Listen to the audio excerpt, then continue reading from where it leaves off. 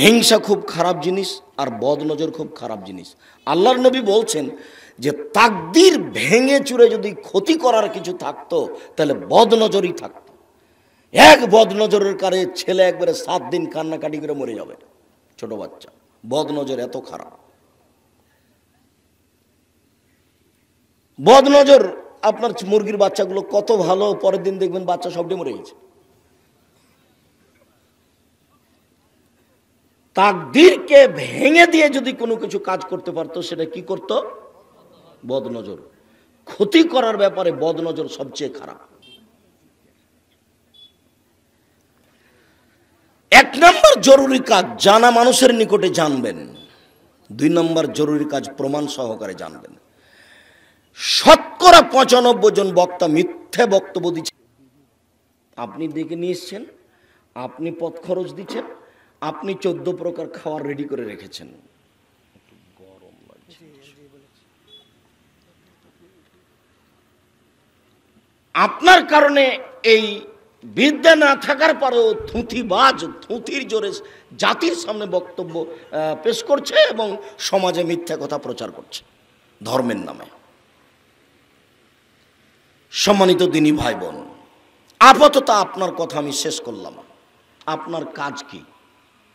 জানা মানুষের নিকটে জানা, প্রমাণ সহকারে জানা। দিলে পিছন দিকে দিতে হবে।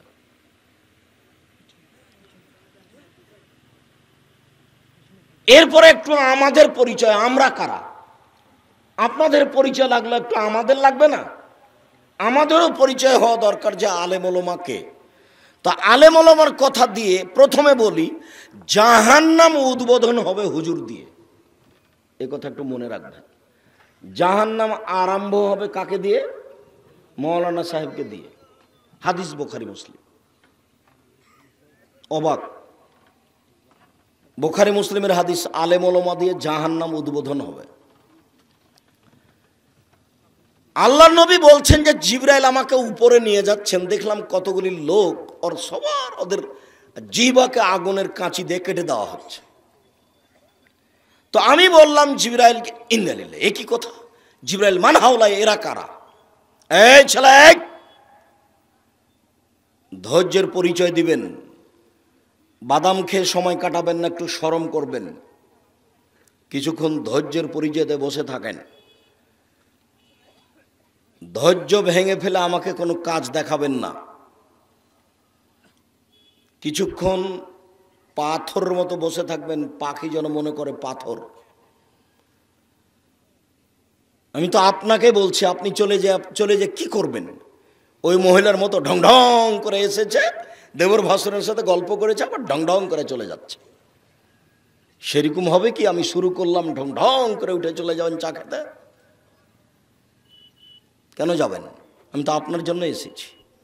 বাড়ি যে স্ত্রীকে ঠিক করে দিন, একটু পরে 1-2 মিনিট পরই বলছি। রাসূল সাল্লাল্লাহু আলাইহি সাল্লাম বলেন, পৃথিবীর মানুষ বাল্লেগু আন্নী ওয়ালা আয়া, আমার একটা কথা জানা থাকলে অন্যকে বলো। এটা আল্লাহ রাসূলের আদেশ। তুমি যে জানো যে পায়খানা ঘরে ঢুকলে আল্লাহুম্মা ইন্নী আউযু বিকা মিনাল খুবুসি ওয়াল খাবাইস বলতে হয়, এটা আরেকজনকে বলে দাও, আরেকজনকে বলে দাও। আপনি যে মা, বাচ্চাটা গিলাসটা হাতে করে মুখে দিচ্ছে, তা আপনি মা হিসেবে বলেন আব্বু বিসমিল্লাহ, আব্বু বিসমিল্লাহ বলো, আব্বু বিসমিল্লাহ বলো। বহুদিন পূর্বে আপনাকে বলে গেছি, আপনার স্ত্রী বাচ্চাকে দুধ খাওয়াচ্ছে, আপনার স্ত্রীকে বিসমিল্লাহ বলতে হবে।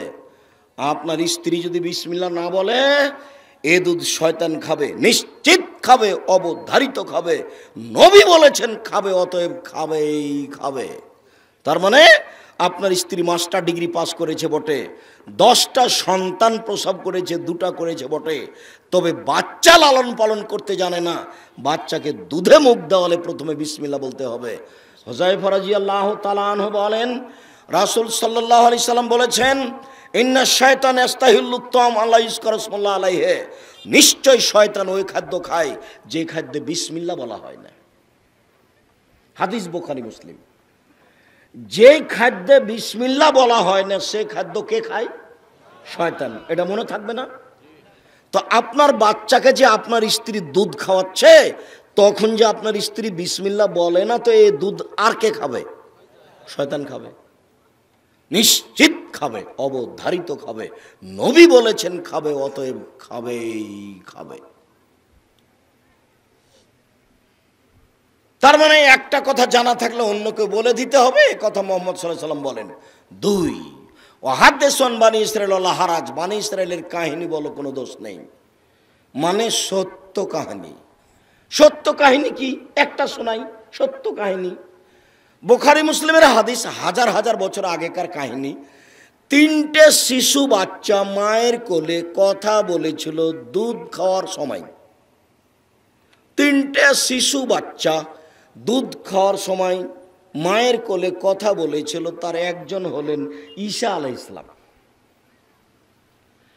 আর দ্বিতীয় জনের ঘটনা হলো এই, হাজার হাজার বছর আগে একজন লোক ছিল, তার নাম ছিল জোরাইজ।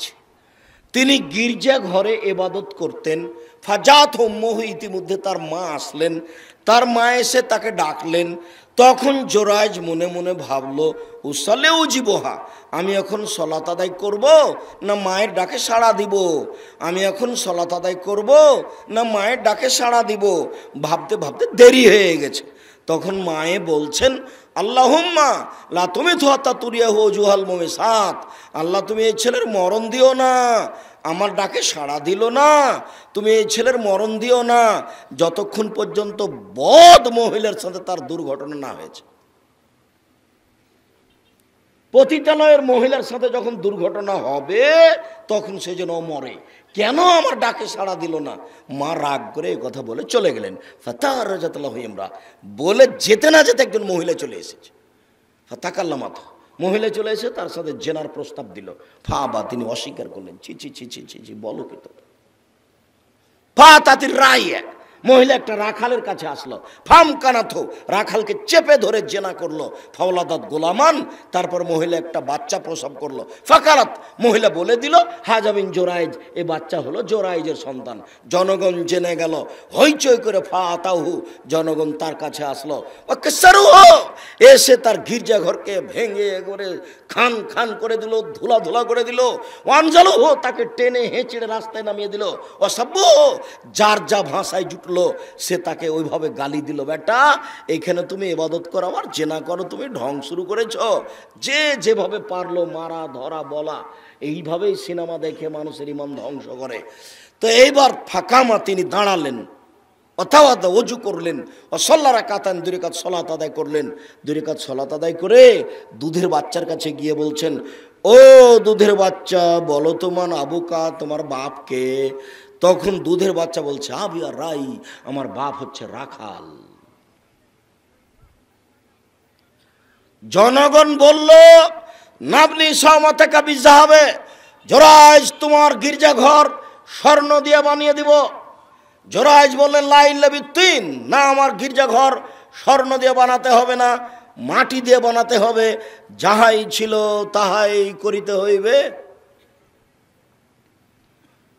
হাদিস বুখারী মুসলিম, আপনাকে বুঝাতে পারিনি। মা বদদুয়া করে চলে গেছেন, তার এই ফলাফল।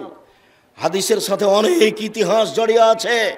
তার একটা হলো, কেউ যদি বিপদে পড়ে 2 রাকাত সালাত আদায় করে যদি আল্লাহকে বলে যে তুমি আমাকে বিপদ থেকে বাঁচাও, তাহলে আল্লাহ তাকে বাঁচিয়ে দিবেন। তার ঘটনা হলো এইটা। কেউ যদি বিপদে পড়ে তো 2 রাকাত সালাত আদায় করে আল্লাহকে বলবে, আল্লাহ তুমি আমাকে বাঁচাও, তাহলে আল্লাহ তাকে বাঁচিয়ে দিবেন। তার প্রমাণ হলো ইব্রাহিম আলাইহিস সালামের স্ত্রী হাজেরা, সারা। সেই কথা তো আপনাকে এখন বলে আমি আমার সময় এখানে শেষ করতে পারি না। আমি তো আপনার সাথে কথা বলেছি নেশাদার দ্রব্য সম্পর্কে, খুব সাবধান। 2 জন মানুষ যত দাঁড়িয়ে এক জায়গাতে কথা না বলে, যদি আপনার আমার কথা রক্ষা করা সম্ভব না হয়, তাহলে দ্রুত এলাকা থেকে চলে যাবেন। যতক্ষণ পর্যন্ত আমার পাশে সাথে আছেন ততক্ষণ পর্যন্ত নিজ স্বাধীনতা ত্যাগ করে থাকবেন। যেহেতু আপনি এসেছেন এই জন্য, আর আমি এসেছি এই জন্য, 2 জনের উদ্দেশ্য একই। এই সময় তো অন্য কোনো কাজ ভিতরে নিয়ে আসবেন না। এক পায়ে দাঁড়িয়ে থাকবেন, আপনি বসতে জায়গা পান আর না পান। আরো এখানে জরুরি কথা, জীবনে কোনোদিন ছেলে মেয়ের জন্য বদদুয়া করবেন না। ছেলে মেয়ে যদি মারে তাহলে তাড়াহুড়া করে অজু করে ঘরের ভিতরে ঢেকে বলবেন, আল্লাহ আমি তো এমন ছেলে চাইনি, ছেলে তুমি আমাকে ফিরিয়ে দাও। ছেলে যেন আমার কাছে ক্ষমা চেয়ে বলে, আব্বু আমার ভুল হয়েছে, আম্মু আমার ভুল হয়েছে, আপনাকে আমার কোনোদিন এভাবে কথা বলবো না, তুমি আমাকে ছেলে ফিরিয়ে দাও। এ বলে আপনি আল্লাহর কাছে কান্নাকাটি করেন। আপনি কেন বলতে গেলেন তোকে ত্যায্যপুত্র করলাম, তোকে ত্যায্যপুত্র করলাম, তোকে এই করলাম সেই করলাম। মরা পর্যন্ত যদি খালি ত্যায্যপুত্র বলেন তো কিছুই লাভ নাই, মরলে জমি নিয়ে নেবে, ও জমি ভাগ করে নেবে। ত্যায্যপুত্র কথার কোনো দাম নেই। ছেলে মেয়ের জন্য কোনোদিন ভুলেও বদদোয়া করবেন না, বদদোয়া করলেই তার ধ্বংস নেমে আসবে। হাজার হাজার বছর আগেকার কাহিনী, এই যে বানি ইসরায়েলের কাহিনী। তিন ওমান কাযাবা আলাইয়া মুতাআম্মিদান ফালিয়াতাবাউ মাকআদাহু মিনান নার। কোন হুজুর যদি কোনো কথা আমার নামে বলে, সেই কথা যদি আমার না হয় তাহলে তার থাকার জায়গা জাহান্নাম। এখন অজু করার সময় যদি বলে যে কাঁধ মাসা করতে হবে, কাঁধ মাসা যদি হাদিস দ্বারা প্রমাণ না হয় তাহলে যিনি বলছেন তার জন্য থাকার জায়গা জাহান্নাম। আল্লাহুম্মা সাল্লি আলা সাইয়্যিদিনা মাওলানা নবিয়ানা মুহাম্মদ। এই দুরূদ আপনি পড়েন। আমি আব্দুর রাজ্জাক আপনার দুরূদ বন্ধ করতে আসিনি, কোথাও যায় না। এই গত সফরে ছিলাম চট্টগ্রাম রাঙ্গামাটি, গত সফরে ছিলাম বরিশাল পটুয়াখালী, বরিশাল বরগুনা, যার কারণে এই কথাগুলি আসছিল বেশি, যে আমি আপনার দুরূদ বন্ধ করতে আসিনি। আমি বলছি যদি এই দুরূদ প্রমাণ না করা যায় তাহলে হুজুর জাহান্নামে যাবে। এর প্রমাণে হাদিস বুখারী মুসলিম। জুব্বা যত বড় হোক, পাগড়ি যত বড় হোক, আলখাল্লা যত বড় হোক, পৃথিবীর কোনো শক্তি তাকে ঠেকাতে পারবে না। তার তাহাজ্জুদ, তার হজ, তার জীবিকা, তার জিকির আজকার কোনো কিছু তাকে ঠেকাতে পারবে না। ও জাহান্নামে যাবেই। এ কথা মুহাম্মদ সাল্লাল্লাহু আলাইহি ওয়াসাল্লাম বলেন, হাদিস বুখারী মুসলিম। আমি একজন অনুবাদক। মুহাম্মদ সাল্লাল্লাহু আলাইহি ওয়াসাল্লাম এ কথা আজ থেকে নিয়ে 1450 বছর পূর্বে বলেছেন। এইভাবে হাদিস গ্রন্থে পড়ে আছে। এদেশে একটা বই পাওয়া যায়, উপদেশ। ওই বইয়ের আলোচনাতে হাদিস দেওয়া আছে আলেমদের অবস্থা। এখন উপদেশ বই যদি আপনি আমাকে বলেন যে আপনি লিখেছেন, আপনি পড়েন, তাহলে তো একটা বেকায়দা হয়ে যাবে। মাসিক আল ইতেশাম পত্রিকার জন্য কত আমার শ্রম আছে, কত পরিশ্রম। মাসিক আল ইতেশামের জন্য 10 জন মুফতি আছে, মাসিক আল ইতেশামের জন্য 10 জন গবেষক আছে, মাসিক আল ইতেশাম পত্রিকার জন্য 14 জন কর্মচারী আছে, মাসিক আল ইতেশামের জন্য একটা প্রেস মেশিন আছে, মাসিক আল ইতেশামের জন্য একটা কাটিং মেশিন আছে। কত খরচ প্রতি মাসে। আমি 10 জন মুফতি নিয়ে বৈঠক করি। 50টা প্রশ্ন আগে বৈঠকে পাস হতে হবে, তারপরে পত্রিকাতে আসবে, ছাপবে। এত পরিশ্রম করে আমি কাজটা করলাম, আর আপনার কাছে 20 টাকা 25 টাকা ভারী হয়ে গেল। আমি জাতির কাছে বলে যাচ্ছি, জাতির জন্য বলে গেলাম, অমূল্য বলে রেখে যাচ্ছে অমূল্য সম্পদ। জামিয়া সালাফের মুখপাত্র পত্রিকা মাসিক আল ইতেশাম পত্রিকা। পৃথিবীর প্রত্যেকটা বাঙালিকে পড়তে হবে মাসিক আল ইতেশাম পত্রিকা, দিন ধর্ম সঠিকভাবে জানার জন্য। আমার কথা আমি বলে গেলাম। জাতি যদি আমানতের খেয়ানত করে, এর জন্য জবাব আমাকে দিতে হবে না, জাতিকে দিতে হবে। জাতি বই পড়বে, কি করলে কি হয়, কি করলে কি হয়, কি করলে ছাই হয়, কিছুই হয় না। বইয়ের নাম কি করলে কি হয়, বইয়ের নাম মুকশেদুল মুমিনিন। একটা হেডলাইন আছে যে অবিবাহিত অবস্থায় অবিবাহিত ছেলে মেয়ের পড়া নিষেধ। হেডলাইন দেখে যে দেখে সেই পড়ে, যে দেখে সেই পড়ে। কিরে এখানে কি আছে? তাই হেডলাইনের পরে লেখক লিখছেন, ভরা পেটে স্ত্রী মিলন হলে ছেলে ভ্যাংচা হয়, সফরের পূর্বে স্ত্রী মিলন হলে ছেলে টেরা হয়, চন্দ্র সূর্য গ্রহণের সময় স্ত্রী মিলন হলে ছেলে কানা হয়। এইভাবে লিখতে লিখতে 7-8 পৃষ্ঠা লিখলেন। আল্লাহর কসম, আল্লাহে আল্লাহর কসম, আল্লাহে আল্লাহর কসম, আমি আব্দুর রাজ্জাক বিন ইউসুফ বলছি, হেডলাইনের পরে একটা কথাও সত্য নেই, সব মিথ্যা। শুধু মিথ্যা নয়, সরাসরি কোরআনের বিরোধী।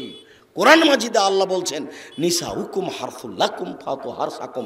পৃথিবীর মানুষ তোমাদের স্ত্রী, তোমাদের জমি, আল্লাহ তাআলা বলছেন, পৃথিবীর মানুষ, তোমাদের স্ত্রী, তোমাদের ক্ষেত, তোমরা তোমাদের জমিতে আসো তোমাদের ইচ্ছা মতো, সকালেই কি, বিকেলেই কি, ভরা পেটেই কি, সফরের পূর্বেই কি, চন্দ্রগ্রহণ লাগলেই কি আর না লাগলেই কি। এই কথা আল্লাহ বলছেন, আর লেখক এভাবে বলেন, সেই বই কিনা আপনি দিন কাটান। আর আমি আপনাকে কত অনুরোধ করলাম, জাতির জন্য আমি অনুরোধ জানিয়ে যাচ্ছি, আমি জাতিকে ধর্মের ব্যাপারে ফাঁকি দিইনি। জাতির যদি রাস্তাঘাট করে দিতে না পারি, জাতির যদি স্কুল কলেজ করে দিতে না পারি, জাতিকে চূড়ান্ত সঠিক ধর্ম দিতে পারবো ইনশাআল্লাহ। ধর্মের ব্যাপারে জাতিকে ফাঁকি দিয়ে আমি পরকাল হারাতে রাজি নই। আমি মুখে কলমে মিডিয়ায় জাতির সামনে সঠিক কথা বলার চেষ্টা করছি, মিডিয়া জাতির সামনে পেশ করেছি। আপনার অনলাইন আল ইতেশাম টিভি, অনলাইন আল ইতেশাম টিভি, জামিয়া সালাফের পক্ষ থেকে আছে অনলাইন আল ইতেশাম টিভি মিডিয়া। আর এই কলম আছে মাসিক আল ইতেশাম পত্রিকা সহ আরও অনেক বই। আর আমি নিজে মুখে বলছি, জাতিকে বলার জন্য বলে যাচ্ছি, আমি জাতির ক্ষতি করছি এটা আমার মনে বলে না, আমার মনে সব সময় বলছে আমি বিভিন্নভাবে জাতিকে সঠিকভাবে দিন ধর্ম পৌঁছানোর জন্য চেষ্টা চালিয়ে যাচ্ছি। জাতি যদি মূল্যায়ন না করে, জবাব আমাকে দিতে হবে না, আপনাকে দিতে হবে। যার কারণে মাঝে মধ্যে বলেছি, যুবক, আমার বক্তব্যের সাথে মুনাফিকি করো না। দেখো, আমি যেটা বলছি সেটাকে মূল্যায়ন করার চেষ্টা করিও। সম্মানিত দিনী ভাই বোন, আল্লাহর নবী বললেন, পৃথিবীর মানুষ, আমার একটি কথা জানা থাকলে অন্যকে বলো। 2, বানি ইসরায়েলের কাহিনী বলো। 3, কেউ যদি কোনো কথা আমার নামে বলে, সেই কথা যদি আমার না হয়, তাহলে তার থাকার জায়গা জাহান্নাম। হুজুর যত বড়ই হোক, জুব্বা যত বড়ই হোক, যার কারণে হুজুর মুখ দিয়ে যে কথা বলছে সেটাকে ঠিক করে নিতে হবে নবীর কিনা।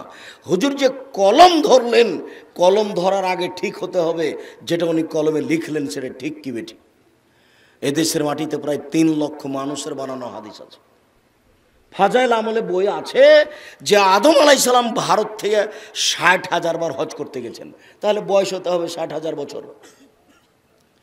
বয়স কত হতে হবে? 60,000 বছর। 60,000 বছর কি এখানে আছে গো?